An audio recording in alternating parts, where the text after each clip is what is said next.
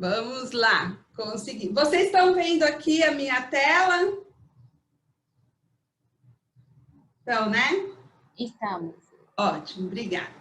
Bom, gente, então, como eu falei para vocês, eu coloquei lá 3 propostas de aulas, e essa aula que a gente está fazendo hoje é para a gente ter uma compreensão um pouco mais ampla, um entendimento maior do que são, né, essa questão das políticas, dos programas e como que chega a projetos.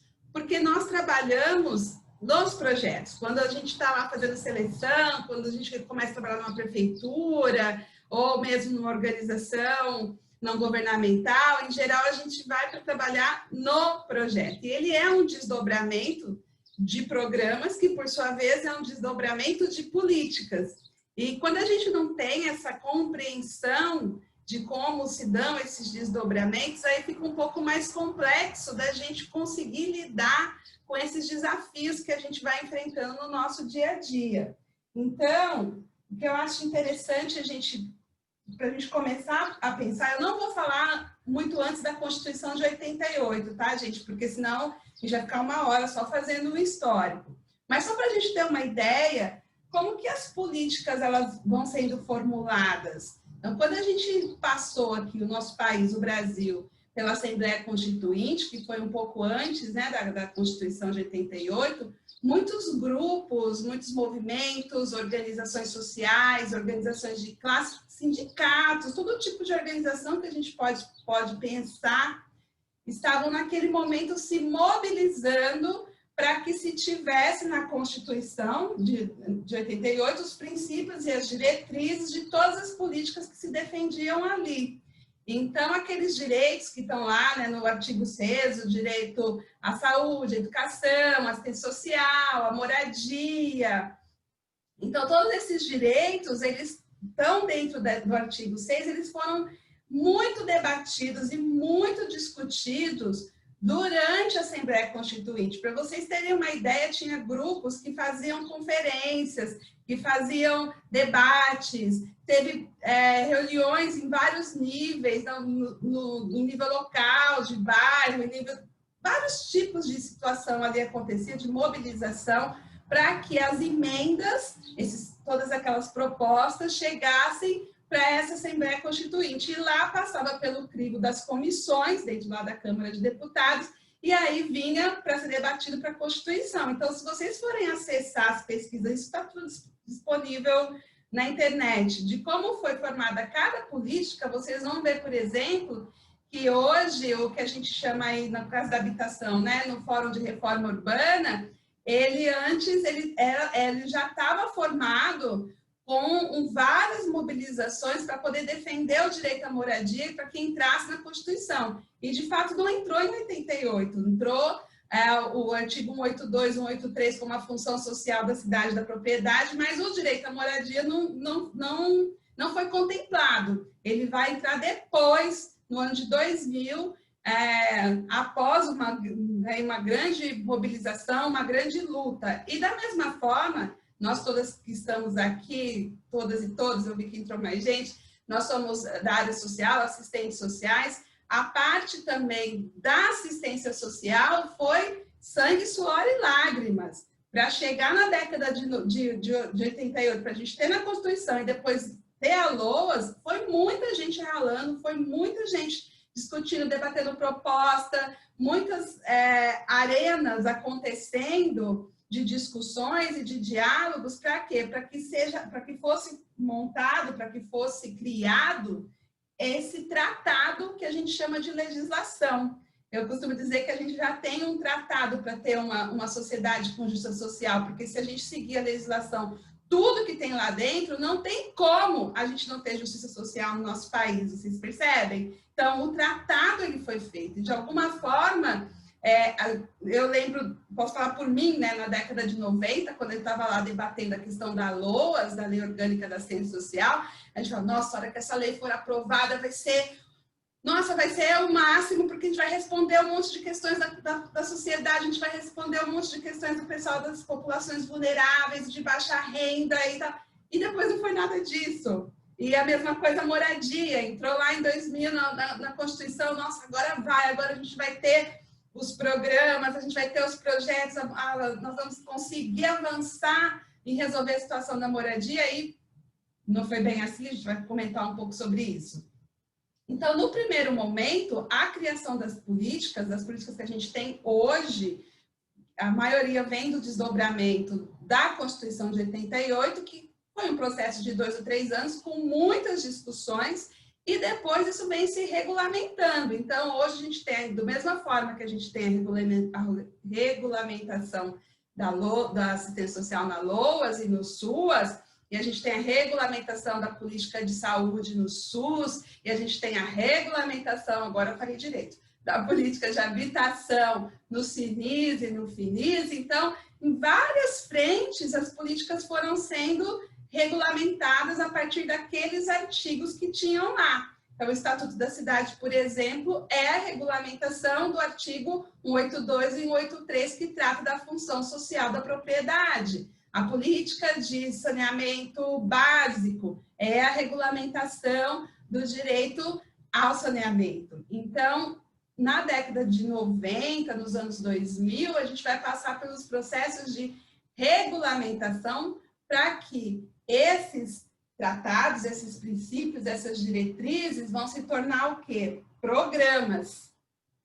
E para isso, a gente vai ter quem? As arenas. Eu chamo de arena, gente, porque não sei aqui quem de vocês, a gente daqui a pouco vai abrir para vocês comentarem, já participou de conselho, mas é uma verdadeira arena de batalha, né? A gente vai para dialogar e tem todo tipo de interesse lá dentro, e nível local, nível estadual, nível federal. Então, as arenas foram criadas, e aí é um instituto da nossa democracia, ainda bem que todo mundo tem direito à voz e a se posicionar, para que a gente conseguisse, por meio de pactos entre todos os segmentos, e quando a gente está trabalhando especialmente com as políticas que têm a ver com a cidade, a gente fala isso, o direito de cidade, ele precisa ser feito a partir de pactos, porque eu também não posso dizer que o setor hoteleiro não pode ter os hotéis deles, por exemplo. Eles podem ter os hotéis, mas eles precisam dialogar com aquele território, com aquelas demandas. Então, a gente precisa construir a partir de pactos sociais, e isso cabe para todas as políticas. E aí a gente vem com essas regulamentações e com essas arenas, que vão ter agentes diversos e interesses diversos. E aí os interesses políticos, os interesses das empresas, os interesses das organizações não governamentais, os interesses de organizações internacionais. Então, se a gente parar para pensar hoje o que está acontecendo, por exemplo, com o saneamento básico, essa mudança de legislação, isso não é um interesse nem do empresariado brasileiro, é um interesse que vem de agências internacionais, porque precisa e quer e tem a agenda da privatização. Então, capturar os direitos como uma forma de gerar lucro. E a gente vai falar mais um pouquinho disso, ok?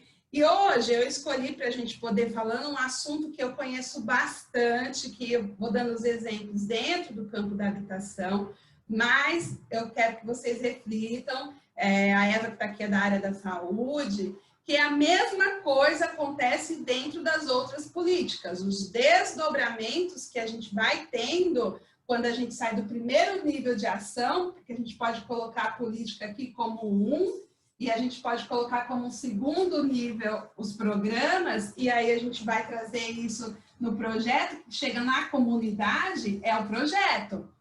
Quando a gente chega lá para fazer...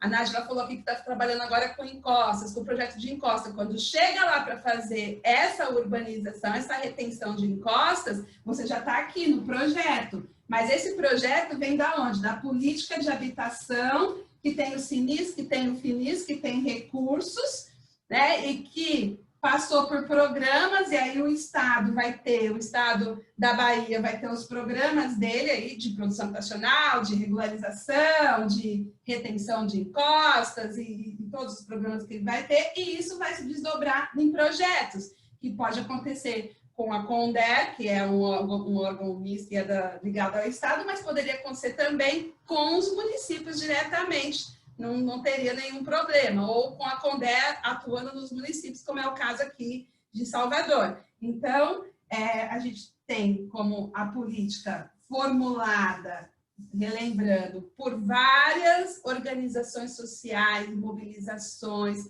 movimentos políticos, várias bandeiras que foram defendidas, a gente consegue ter a Constituição, que é o nosso tratado para uma sociedade com justiça social, uma sociedade democrática. Então, volto a dizer, se a gente conseguisse aplicar item a item da nossa legislação, a nossa sociedade não seria tão desigual, não teria, acho que nem 1/3 do que tem de desigualdade hoje, tá bom? Vou virar aqui, às vezes eu me perco com isso.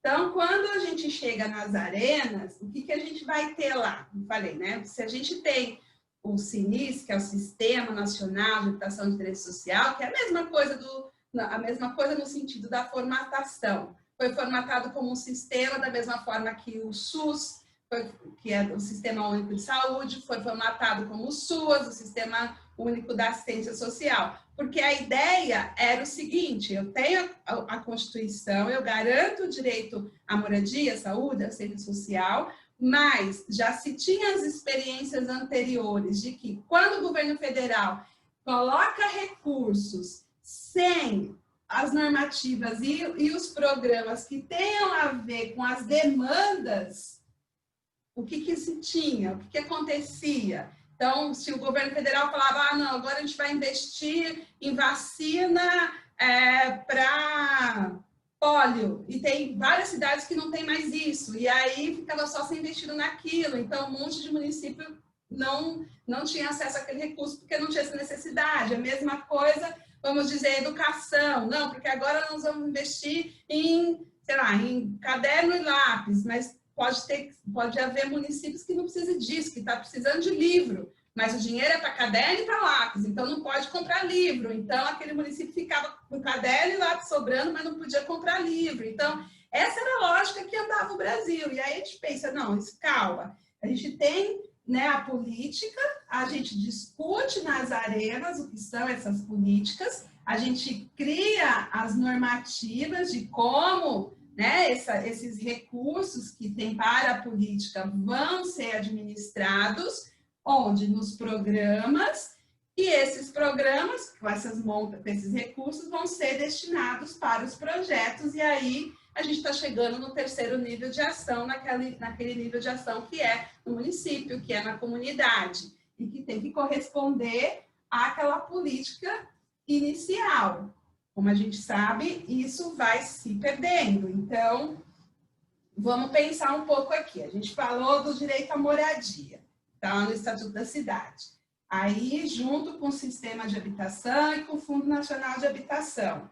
Bom, formamos, está no tratado, o programa foi criado, o sistema foi criado, vamos trabalhar com o programa. Quais eram os programas? Em 2005, a produção habitacional de interesse social, regularização fundiária. 2008 entrou assistência técnica em habitação de interesse social. Bom, são programas para ser feitos com recursos do OGU, são programas que estão dialogando com o Plano Nacional de Habitação de Interesse Social, com o Plano Nacional de Habitação, porque ele não é só de interesse social, também para todas as faixas que não acessam o mercado, e esses programas vão se desdobrar em projetos que, se a gente seguisse o SINIS, o sistema, seria qual? Seria o mesmo que hoje é aplicado tanto no SUS quanto no SUAS. Então, cada estado faz a sua leitura do que é o seu diagnóstico, qual é o meu problema? Bom, eu tenho um problema, por exemplo, o caso da Bahia, de Salvador. Tem um problema grave de regularização urbanística, porque tem as encostas, né? Tem um problema de risco, de zona de risco. Tem a questão de produção habitacional, mas não tem terra dentro de Salvador, a gente sabe que é esgotado. Tem a questão da regularização fundiária, porque a cidade, todo o município é totalmente ocupado e tem várias situações de comunidades bem vulneráveis. Então, o Estado faria a leitura por município, ele diria, eu sou a Bahia, eu tenho 417 municípios, eu tenho tantos municípios que eu preciso de produção, porque o déficit é maior, eu tenho tantos municípios que eu preciso de regularização, e ele faria a conta dele lá. Preciso de tanto para poder atender essa demanda. E aí ele vai conversar com os municípios, porque os municípios passaram esses dados. Então, cada município, do ponto de vista local, foi lá e fez essa leitura. Olha, eu tenho tantas ocupações, eu tenho uma questão de regularização fundiária das áreas que foram ocupadas e que pelo Estatuto da Cidade está legitimado, eu tenho a questão da produção habitacional, tem pessoas morando em área de risco, são X pessoas morando em área de risco. Então, a partir do momento em que o município fez essa leitura, ele vai dizer, eu preciso, estou chutando, tá, gente? Não estou falando de nenhum específico, eu preciso de 4 milhões de reais para resolver o problema da regularização fundiária no município. Então, ele está dizendo que ele precisa desses recursos, e a partir do momento em que vem do sistema esses recursos, ele vai fazer o quê? Desenvolver os projetos, que aí é o terceiro nível, os projetos de regularização fundiária com os recursos que veio lá do programa. E aí o projeto já é com a comunidade, já é lá na ponta. Agora, o projeto ele tem que estar dentro e tem que seguir as normativas, tanto do programa como as diretrizes da política. E aí é uma das questões que a gente percebe que é onde a gente perde a mão. Aí vamos dar aqui um exemplo. O programa Minha Casa Minha Vida. Tá voando aqui o negócio. O programa Minha Casa Minha Vida. O que aconteceu com o programa Minha Casa Minha Vida? Misericórdia, como é que a gente chegou nesse lugar? Era um momento que se discutia o Sistema Nacional de Habitação, inclusive se discutia dentro do FGTS, para que se houvesse programas com recursos do FGTS articulado ao AGU, que cumprisse as metas do Plano Nacional de Habitação. Então, já existia um diálogo para poder fazer essa articulação. Foi um momento em que os Estados Unidos teve aquele processo da bolha imobiliária, que veio, né, também um desdobramento do processo de financiarização dessa política, a gente vai falar mais um pouquinho sobre isso, e que dentro do mercado brasileiro, vários incorporadores, o pessoal da construção civil, já tinham financiarizado uma parte da sua produção, já estava colocando isso na bolsa, então eles iam também sofrer algum tipo de reflexo dessa situação. E naquele momento, o pedido deles para o presidente da República foi, olha, nós precisamos de recursos para construir 200 mil unidades populares. Isso resolve o problema que a gente vai ter com essa questão da bolsa, da bolha. Um pacote econômico, como foi o BNH. E o Brasil não estava, naquele momento, com o problema do PIB, não estava passando por nenhum tipo de crise, né? Então, mas prevendo a crise, ou então o presidente Lula, né, prevendo, ele disse até, bom, no Brasil vai ser só uma marolinha, a crise nem vai chegar aqui porque eu já estou tomando medidas. Então, prevendo e dizendo, vamos já tomar medidas, lança-se o pacote econômico. E aí o pacote econômico é o programa Minha Casa Minha Vida. E aí ele diz, não, vocês estão pedindo 200 mil unidades, olha o tamanho desse país, 200 mil é muito pouco. Se é para falar, vamos falar número de gente grande, vamos falar em 1 milhão. Aí, opa, sorriu o mercado, né? Vai dar tudo bem agora. E o que acontece? O programa, ele não dialogou com a política e com o Planab, com o plano de habitação. Por quê? Porque tinha o interesse de ser muito rápido, imediato, que tinha que resolver um problema imediato, um problema econômico, de sanar questões econômicas dessas empresas. Então, ele não dialogou com o Plano Nacional de Habitação, ele não dialogou com os planos locais de habitação. Muitos lugares do Brasil já estavam com esse plano pronto, então podia chegar e dizer assim, município, qual é o seu déficit? Ó, meu plano está aqui, meu déficit é tanto. Vamos colocar um programa Minha Casa Minha Vida para atender esse déficit. Quais são os projetos que o município tende a fazer? Qual o perfil desse município? Que tipo de produção vai ser feita nesse município? Como é que a gente vai fazer essa produção? Não teve isso. Você pegou lá aquela plantinha, aquele projeto do PAR, eu não sei se vocês conhecem, o Programa de Arrendamento Residencial da Caixa, pegou os projetinhos que já tinha, falou, não, faz isso no Brasil inteiro, tantos R$1.000 por unidade, começou acho que com 70, acabou com 90, quase 100 mil por unidade. O dinheiro vem direto para a Caixa Econômica paga a empresa privada, então não passa por licitação, e se não passa por licitação também, no processo de aprovação com os municípios, não se encontrou praticamente nenhum problema, muito pelo contrário,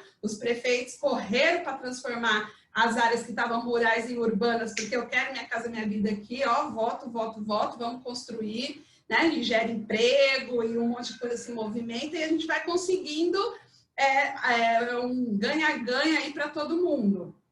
Então, o programa, até 2015, tinha um investimento de 271 bilhões de reais. E como todo mundo sabe, foram produzidas muitos e muitos conjuntos periferizados, sem infraestrutura, né? Numa situação, quem trabalhou aí no pós-ocupação da Minha Casa Minha Vida sabe o que encontrou.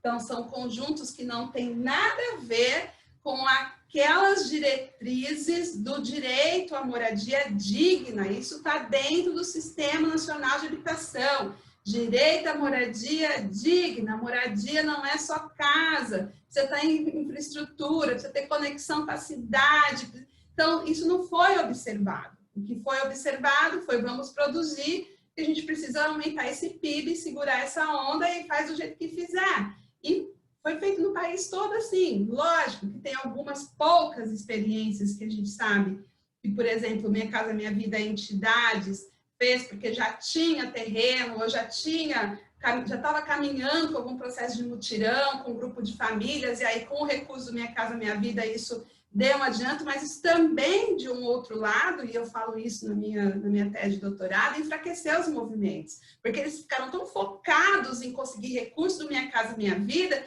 que eles saíram do diálogo, eles abandonaram as arenas. As arenas deixaram de falar da questão da qualidade dessas moradias, deixaram de trazer as tratativas sobre como seria, virou um grande balcão de negócios. Eu quero cota, quero saber quantos que meu movimento vai ter. Aqui no estado da Bahia foi isso por meses. Chegou um momento que o governo federal falou, gente, município, vocês têm que publicar no Diário Oficial a lista de beneficiários, não pode ficar trocando. Toda semana o povo trocava quem iam ser os beneficiários dos conjuntos, porque era uma troca, o tempo inteiro um balcão de negócios ali, envolvendo muitos segmentos, muitas pessoas, e inclusive, sinto dizer, lideranças, porque eu acho que a gente precisa fazer a crítica de como a gente reproduz as relações de dependência que a gente tanto critica e na hora do vamos fazer, a gente não consegue dar um passo para trás. Então, eu penso que se as arenas, como elas foram fortalecidas e da mesma forma que elas defenderam os programas de habitação, elas tivessem se mantido bem firme, dito, presidente ou Casa Civil, ok, a gente entende que precisa de um programa, a gente entende que tem que trazer esse investimento, esse PIB, mas nós vamos nos mobilizar para que seja feito dentro da regulamentação do plano de habitação, para que ele realmente atenda às populações vulneráveis com o direito à moradia, e não a caixinha para pobre, e não a 4 paredes em algum lugar que custou para o governo R$90 mil no meio do nada, e para a família que está lá não tem acesso ao transporte, ao trabalho, gerou um outro tipo de custo, né, para viver, porque não é só o custo do transporte que fica mais longe, da escola, da saúde, também o custo de você ter que pagar condomínio, porque são conjuntos verticalizados, uma outra forma de você viver. Você morava numa casa, numa ocupação, agora está num prédio com não sei quantas pessoas, e aí tem uma outra série de conflitos que vão acontecendo, e tudo isso não tem mais a ver com aqueles princípios da política de moradia do Sistema Nacional de Habitação. Quando chegou, passou do programa, veio para projeto, e aí se perdeu aqueles princípios. Vocês conseguem perceber isso que eu estou explicando para vocês? Então, quando a gente fala de política até chegar aos projetos, a gente precisa buscar como que a gente vai manter os princípios dessas políticas e como é que a gente vai conectar em cada nível de ação esses princípios. E aqui eu falei para vocês, né, da habitação, o programa Minha Casa Minha Vida, que atendeu as incorporadoras e o mercado da construção, e agora esse programa Casa Verde e Amarela, que ele faz o quê? Ele traz uma exclusão da faixa 1, que são as populações mais vulneráveis, então você não vai ter produção para essa faixa. O que a gente tem aí que o governo está anunciando é terminar o que já foi contratado antes para essa faixa, então ele vai investir os recursos para terminar o que já estava contratado antes, vai cumprir os contratos que existiam, vai trazer um programa de regularização fundiária, e aí eu fiquei vendo os valores do programa, regularização fundiária com os valores tão baixos, não entendi muito bem, mas acho que a gente entende, vamos tentar chegar lá, né? Mas ele atende especialmente essa questão da financiarização da política, que é o que eu venho falando, e é isso sobre todas as políticas. Quando a gente tem um avanço de regulamentação e tem um avanço de orçamento para aquela política, rapidamente aparecem atores, segmentos e captura aquilo e transforma aquilo numa forma de gerar lucro. É outra coisa, não tem mais a ver com aquela política. Isso acontece na saúde, acontece na assistência social, acontece na educação, acontece no trabalho. Eu lembro uma época, falando aqui, né, do trabalho, que o governo federal investiu em qualificação profissional e várias organizações, sindicatos tinham acesso a esses recursos. Eram bilhões, bilhões. E o pessoal fazia, era assim, vem aqui em 3 encontros, te dou um certificado e tchau. E sindicatos enriquecendo, organizações enriquecendo com o FAT, com o Fundo de Amparo ao Trabalhador. Eu vou pesquisar para vocês verem o tanto de iniquidade que tem dentro do nosso país quando se trata dos recursos públicos. E não é só esses monstros da financiarização, porque eles são verdadeiros monstros, porque eles não são nem corruptos, eles estão para além de corrupção, eles são manipuladores. É uma coisa que eu realmente essa semana fui estudar um pouco mais, eu falei, nossa, eu estou começando a entender que o buraco é muito mais embaixo do que o que a gente pensava.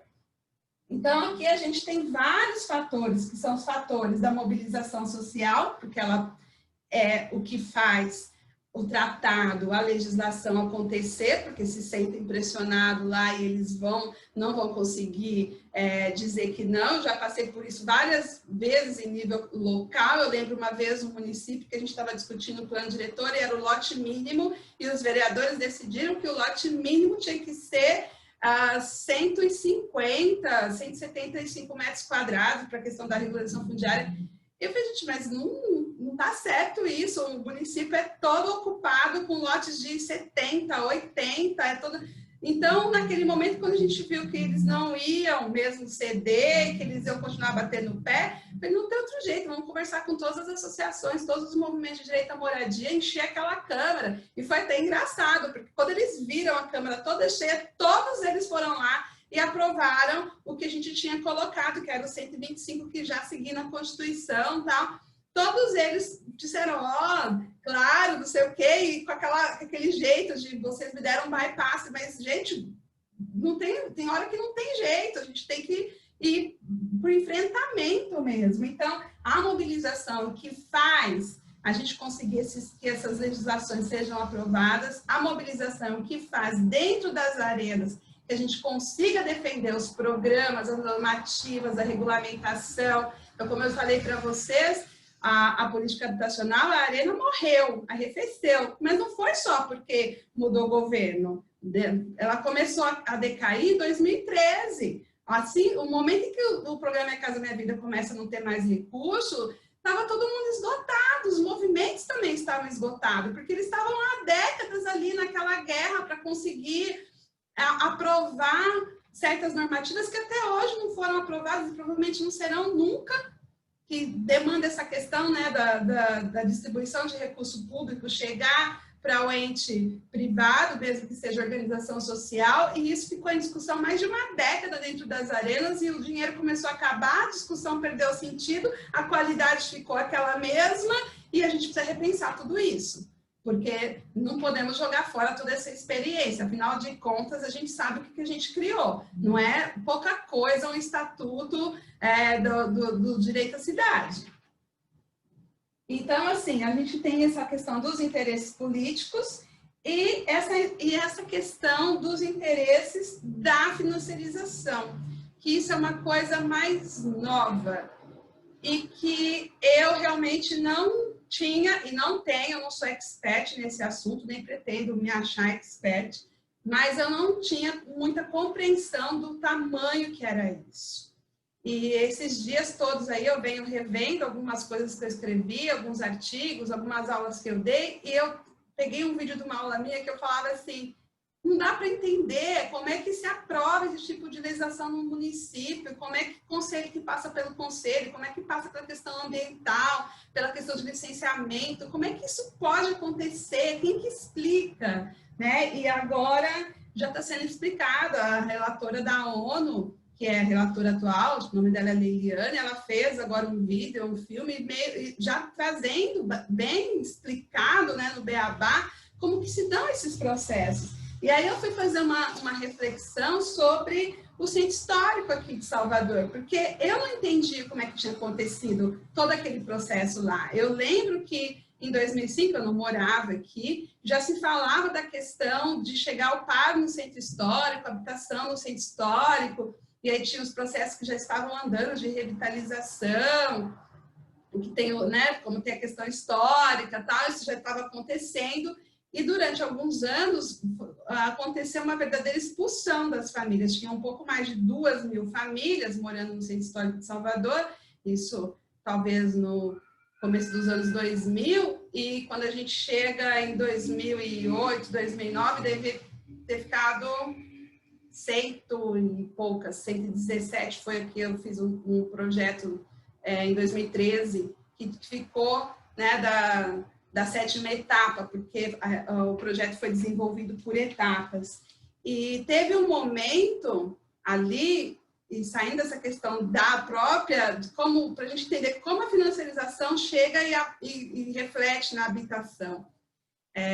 A gente estava no embate porque as pessoas precisavam se manter no centro, elas já moravam ali há muito tempo, elas trabalhavam ali, tinha escola ali, e quando começou esse processo de revitalização, começou a expulsão, então fecha a creche, fecha a escola, fecha o posto, oferece o conjunto 15 quilômetros, né, longe, oferece tal coisa, aluguel social, depois a gente vai ver, porque tem todo tipo de jogo, né, político para ser feito. Então, até você decidir, você vai para o aluguel social, a gente precisa revitalizar esse prédio, e aí depois a gente vai... Então, todos os jogos estavam ali sendo jogados naquele momento.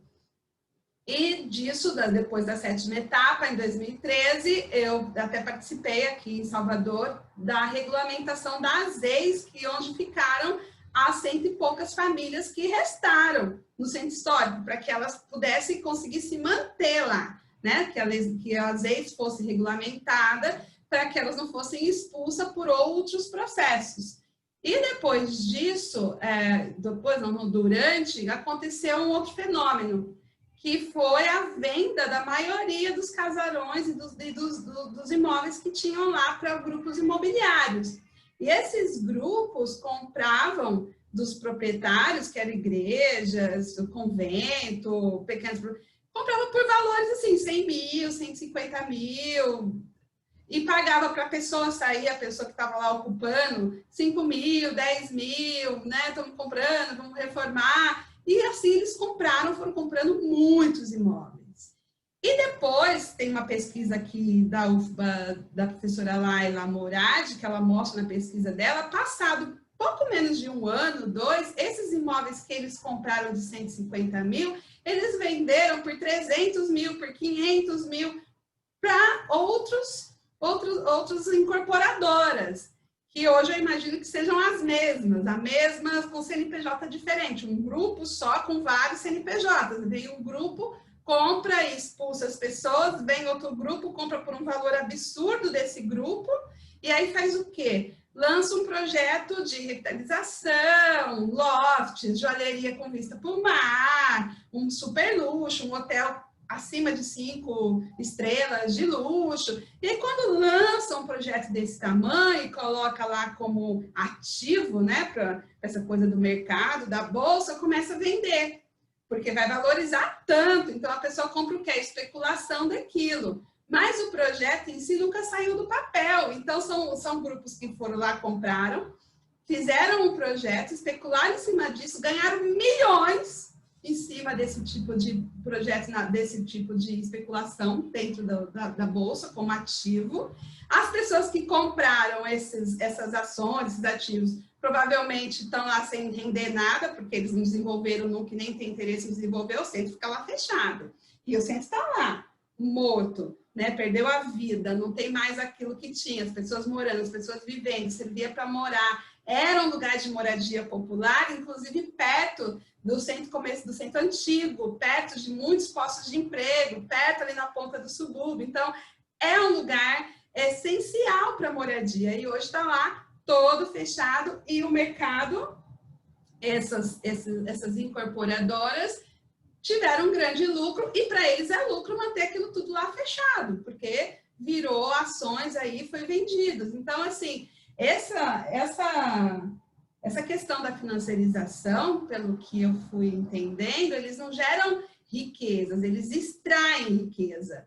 Eles são como mineradoras, vem, tira o ouro e o que sobra é resto, não importa. Então, eles podem quebrar governos locais, eles podem destruir uma região toda, eles podem quebrar até banco normal, banco comercial que a gente lidar, porque até então eu mesma era dessas pessoas que achavam um banco absurdo, juros absurdos, tudo absurdo, mas o banco, ele tem uma relação comercial, ele quer que eu tenha conta e quer que eu continue tendo conta, que eu continue pagando o seguro ou a taxa, que se eu tiver filho, ele quer que o meu filho tenha conta lá, ele quer estabelecer essa relação. O sistema financeiro não, ele não tem cliente. O cliente é quem paga para manipular, é quem paga para poder extrair riqueza. E aí, feito isso, não importa, não tem mais problema. Então, nessa entrevista, né, que a Leiliane, que a Sara dá nesse vídeo, ela explica, ela fala, teve um momento que eles trabalham muito com previdência, com imóveis e com minério, que é hoje que está, né, na fila para eles, que está no enfoco. Que o pessoal estava carregando chapas de metais para lá e para cá para não entregar, para atrasar a entrega, para aumentar o preço, porque é um sistema que faz isso por meio de sistemas de programas de computador, eles calculam tudo matematicamente, não é essa manipulação, essa corrupçãozinha que a gente vê, essa coisa do vamos trocar, olha, eu vou te fortalecer aqui, a gente vai ter 200 unidades do Minha Casa Minha Vida, você vai votar, vai fazer campanha para uma candidata, eu vou passar 20 cotas para a sua organização, não é essa corrupçãozinha, isso aí não é nada, né? Os caras manipulam sistemas, manipulam previdência, eles conseguem, por exemplo, isso que eles queriam fazer aqui no Brasil, dessa privatização, de levar para o mercado, isso aconteceu na Europa toda não, em alguns países da Europa, e aí os velhinhos começam a perder o dinheiro, e quem está administrando fica milionário, enquanto quem está ali dentro do fundo perde, é uma conta que é super difícil da gente entender, mas é um processo que está acelerado, não só aqui no Brasil, porque já chegou, né, comprando aí vários imóveis, como isso que eu falei para vocês. Quando saiu a Copa do Mundo, que eles não fizeram os hotéis, não fizeram as joalherias, eu falei, nossa, perderam um monte de dinheiro, né? Fiquei lá torcendo, falei, não, uau, perderam tudo aquilo. Não, eles não perderam nada, eles não iam fazer nada mesmo, era tudo conversa, era tudo manipulação, eles venderam o que eles tinham que vender. Vocês percebem o tamanho do negócio que a gente está falando? Então, assim, como que alguns governos têm lidado com isso? Com a legislação, no caso, né, dos imóveis, demarcando áreas especiais de direito social, comprando, não vendendo, comprando os imóveis para ser do público, para moradia, fazendo um processo reverso. E a gente precisa ter conhecimento do que está acontecendo para a gente também saber o que a gente defende lá na ponta. Porque na hora que a gente está lá atuando nos programas e nos projetos, vão chegando esses programas, né, vão trazendo para a gente o que é para fazer, e a gente tem que saber, para a gente, que diretriz é essa? Do que está acontecendo aqui? Por que a gente vai tomar esse caminho? Então, no caso da habitação, né? Por que vai esvaziar um centro inteiro? Ou por que vai reassentar todo mundo a 40 quilômetros daqui? Se é um empreendimento que está sendo financiado por bilhões e tem recursos para poder manter as famílias numa área do entorno. Então, se a gente conhece a legislação, os tratados, se a gente conhece as regulamentações, a gente fica empoderado como profissionais para também fazer esse enfrentamento e para também contribuir para que as comunidades, para que os movimentos que a gente trabalha, os grupos, também se fortaleçam para enfrentar isso que a gente está enfrentando, porque não é uma coisa simples. E assim, muitas pessoas, eu mesmo estou com bastante dificuldade ainda de entender. Cada vez que eu leio e que eu assisto a entrevista, eu falo, gente, não é possível. Não é possível, mas é possível e está acontecendo. E a gente precisa se informar, pesquisar, ir atrás de saber o que está acontecendo, tá bom? Então, para a gente terminar, que eu imagino que vocês tenham perguntas para fazer, eu coloquei aqui que os projetos, eles são ferramentas de transformação social, se a gente está preparado para que eles sejam. Porque se a gente não tiver esse preparo, quando chega lá na hora do vamos ver, de fazer acontecer, os interesses que vão ser colocados ali são os interesses de políticos que estão ali naquele cargo, ou de um grupo, um segmento, outro segmento, ou alguma empresa. E quando a gente tem, né, quando a gente está procurando a qualificação e a gente conhece os nossos valores e a nossa ética, a gente vai fazer isso diretamente quando a gente elabora. Porque, gente, o roteiro a gente tem para tudo. Você vai fazer um projeto de trabalho social, o roteiro está lá. Mas lá não está escrito, você não pode fazer nada além do que está aqui. Nenhum lugar está escrito isso. Então, você pode sim pegar, trazer a ética, os valores, os princípios da legislação e trazer para essas ações. Muitas vezes a gente consegue fazer o que estão querendo, porque vem, tem que, sei lá, vamos fazer trazer para algum exemplo prático, né? Tem essa questão, para fazer de geração de renda. Põe aí um trabalho, alguma coisa para geração de renda. Beleza, tem recurso para geração de renda. Eu posso fazer da minha cabeça ou do que a pessoa está ali falando, alguém do poder público, da gestão, que sugeriu que fosse, sei lá, um curso, um empreendedorismo, um projeto voltado para a tecnologia, para a computação. Mas eu chego lá, eu estou naquele contato e eu vejo que não é nada disso.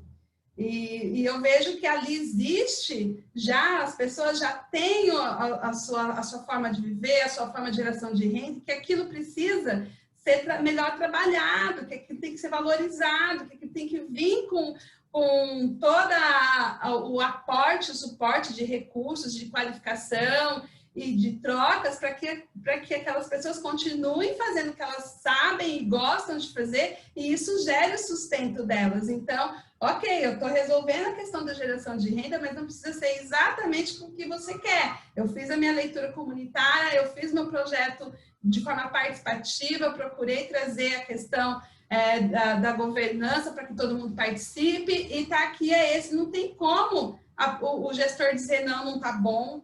Não tem como, porque ele vai falar o quê? Não concordo, não pode ser do jeito que é bom para a população, tem que ser do meu jeito. Acontece, viu, gente? Desculpa, mas acontece. Mas a gente enfrenta, não tem problema. Então, assim, somos nós, profissionais da área social, que estamos na elaboração dos projetos. Somos nós que estamos na gestão, no desenvolvimento das ações. Somos nós que estamos no monitoramento das ações. Então, se a gente está qualificado, se a gente conhece da onde vem, se você trabalha com assistência social, na política de assistência social, em qualquer campo, porque ela tem vários campos, você conhece todas as normativas daquele campo, conhece lá esses tempos antigos, o pessoal que trabalha com abrigo de crianças e adolescentes, eu não sei se fala abrigo, mas ok. Se conhece todas as normativas e como funciona e como deve funcionar, você vai conseguir fazer a gestão vai conseguir elaborar os projetos dentro daquelas normativas, vai conseguir fazer a gestão dentro daquelas normativas e o monitoramento também. E aí tem uma outra coisa que para mim é fundamental, que é nossa ética e nossos valores. Porque a partir do momento em que eu defendo uma coisa e estou fazendo outra porque a instituição falou que vai ser assim, ou porque o mestre mandou, eu estou gerando para mim mesma uma desvalorização comigo mesma como profissional, uma frustração pessoal que vai também se desdobrar na minha ação no meu dia a dia. Então, não é uma tarefa fácil que a gente tem, pensar a política que a gente está, e aqui tem pessoas que estão assistindo essa aula que são de várias políticas sociais diferentes.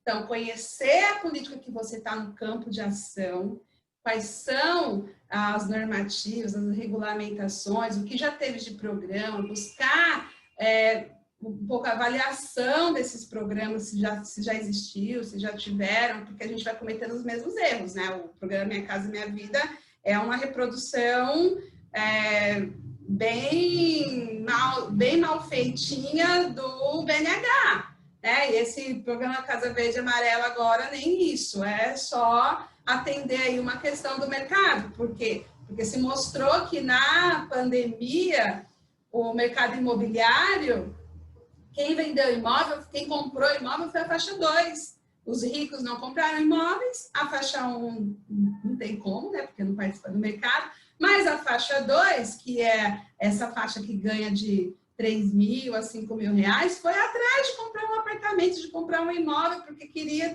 ter segurança no lugar. Foram eles que movimentaram o mercado de imóveis. 70% das vendas foram para a faixa 2. E aí o mercado sentou junto numa grande mesa, tem lá as normativas, eu acho que eu dei alguma aula sobre isso um dia desses, não sei, e montaram lá o programa. Então vamos apostar no que está dando certo. A faixa 2 quer comprar, vamos continuar produzindo para vender. Ah, mas vai ter problema com o movimento social e com a faixa 1. Bom, não tem problema, a gente faz um programa de regulação fundiária, dá um cartãozinho de reforma, o cara resolve o problema do banheiro de repente, já está a questão sanitária aí sendo colocada. E a gente vai levando, gasta um pouquinho aqui com as comunidades mais vulneráveis, investe para vender para quem está comprando. E está comprando o quê? Casa? Não. É direito à moradia? Não. Está comprando crédito. Está comprando o que essas empresas transformam em ativo para colocar no mercado para especular com outros fundos. E a gente não entende disso, então a gente não sabe o que está acontecendo. E é isso que está acontecendo hoje com esse novo programa. Está comprando crédito. Não sei se vocês já passaram por isso. Uma vez eu fui comprar um negócio, era um liquidificador, eu acho. E o rapaz falou para mim, tem que comprar o seguro. Eu falei, eu não quero seguro.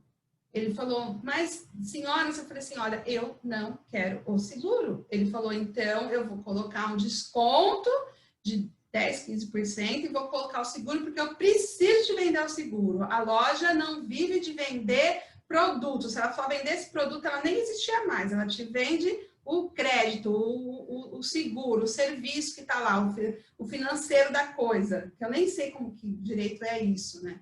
Mas para vocês perceberem também um pouco como que está sendo montado esse cenário. E a gente precisa estar bem atento.